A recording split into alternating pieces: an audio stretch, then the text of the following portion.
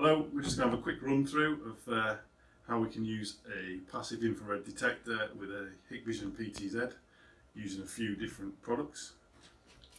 Here I've got a PoE network and power source which goes into a PoE to DC splitter, so it pulls the DC power out from PoE.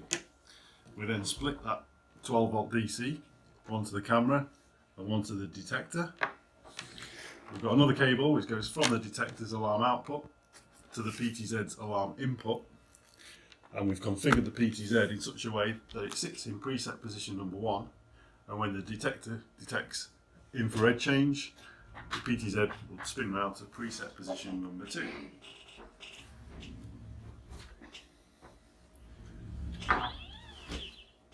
After 10 seconds, the PTZ will return back to its original position.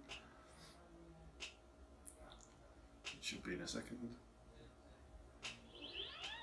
There we go.